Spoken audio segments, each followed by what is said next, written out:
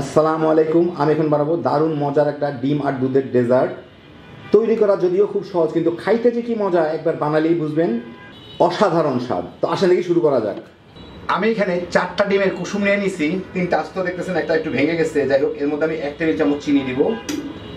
চিনি দিয়ে এটাকে একটু ফেটে নিব। চিনিটা দিলাম ডিমটা যাতে ভালো মতো ফেটা হয়, এই জন্যই, অন্য কোনো কিছু না। চিনিটা গলুক না গলুক কিছু আসে যায় না, কিন্তু ডিমটা খুব স্মুথভাবে ফেটা হয়ে যাবে আর কি। ডিমের কুসুমগুলো আর কি, সাদা অংশ না, কিন্তু শুধুমাত্র কুসুমটা। ভালো মতো ফেটে নিলাম।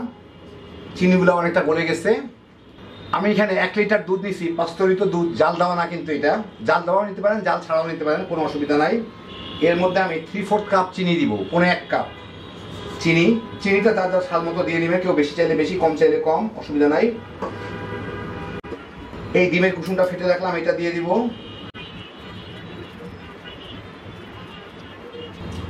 1 চা চামচ ভ্যানিলা এসেন্স।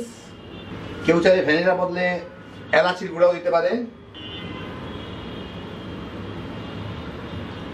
আমি এখানে 1/3 কাপ, 1 কাপের 3 ভাগের 1 ভাগ কর্নফ্লাওয়ার দিলাম। এটাকে একটু ভালো মতো মিশাই নিই। ভালো মতো মিশে গেলেই হইলো কর্নফ্লাওয়ারটা। চিনিটা গলে নাই, এখনো গলে যাবে।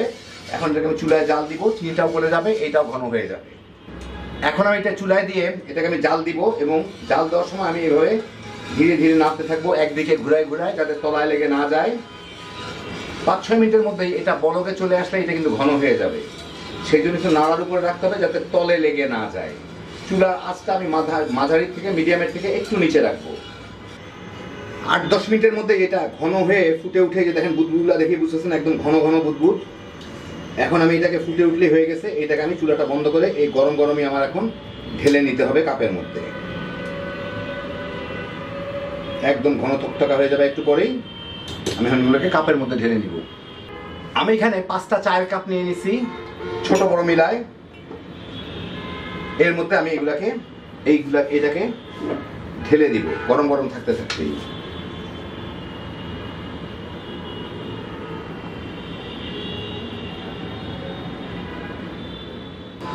একটু বেশি হয়ে গেছে, সেই জন্য আমি আরেকটা কাপের মধ্যে এটাকে ঢেলে নিব।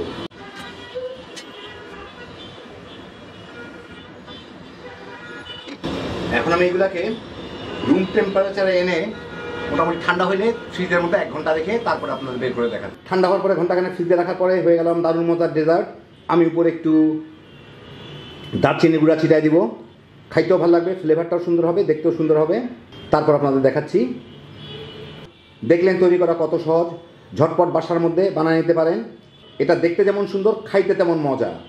বাচ্চা বড় সবাই তামা তামা করে খেয়ে ফেলাইতে পারবেন। আপনাদের আমি একটু এখন কেটে দেখাই এটা কেমন হয় ভিতর দিকটা। এই যে দেখেন, এরকম ভিতর দিকটা কিন্তু অনেক নরম, একদম তুলতুলে। আমি একটু সাবধানে তুললাম দেখে ভেঙে গেল না। আপনারা যদি আরেকটু শক্ত করতে চান, কর্নফ্লাওয়ার একটু বাড়াই দিতে পারেন। একটু নরম করতে চাইলে আর একটু কম কর্নফ্লাওয়ার দিতে পারেন। এই কর্নফ্লাওয়ারের উপরে এটা নির্ভর করে কতটুকু শক্ত হবে জমে। খুব কম ঝামেলা তৈরি, হ্যাপি জোশের একটা আইটেম। একবার বানা দেখেন, তাইলেই বুঝবেন। আল্লাহ আপনাদের সবাইকে ভালো রাখুন, সুস্থ রাখুন, নিরাপদ রাখুন। ইনশাল্লাহ বেঁচে থাকলে আবার দেখা হবে। ফি আমানিল্লাহ।